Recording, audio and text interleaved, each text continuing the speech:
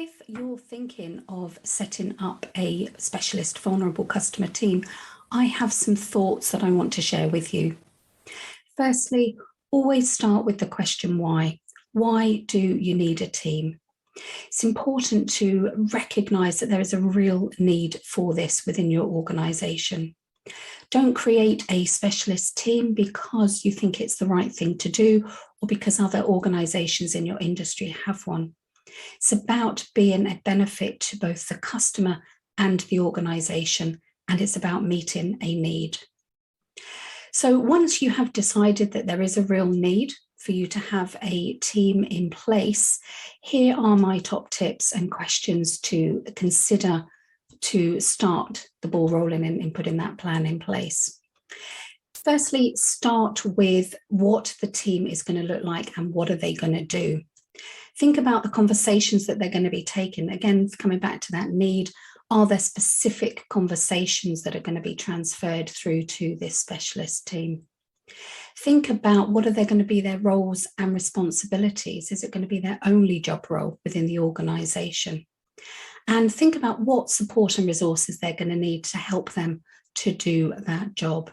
So really spend time planning what does the team look like and what is the team going to do. Next, think about who is going to be in that team. One of the common mistakes that I see organizations making is that they have a fantastic team member who is taking customer calls.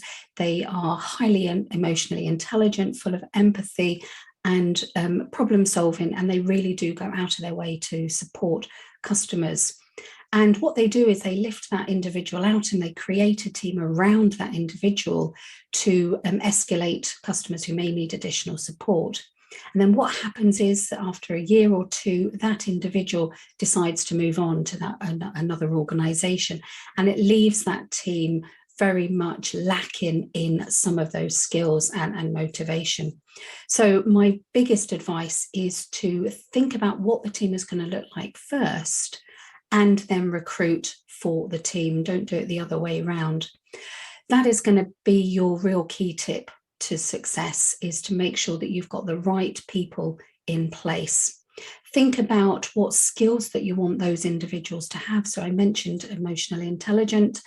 You want to have empathy skills, problem solving skills, people who are going to take full responsibility and ownership for their tasks and their own personal development. So these are some of the key skills that you should be looking for when you are recruiting for this team.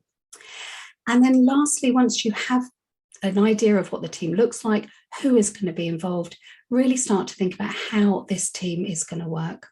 Think about the training requirements. What do the team members need? What skills do they need to be able to have those conversations? It might be that you are setting up a specialist bereavement team. These team members are going to need bereavement training. So start to think about some of the gaps in their knowledge and their skills to be able to help them with those conversations. Also think about the processes. How is it going to work? The biggest process that I want to encourage you to look at is that transfer for the customer from the frontline agent to the specialist team. That transfer has to be smooth, efficient, and that customer has to be supported at every single step of the way, and understand why they are being transferred to the team. So really do spend time on that aspect of the process. Also think about, what does success look like? So thinking about how you're going to measure this, what are the tangible outcomes that you're looking for when you are creating this team. So again, really start to think about, what does success look like? So those are my top tips for creating a specialist vulnerable customer team. Firstly, identify the why. Why do you need it? It has to have a real need within the organization. And once you've identified that, what does the team look like? What are they going to do? Who is going to be involved in that team? And how is that team going to work? So I wish you all the very best, and let me know how you get on with those teams.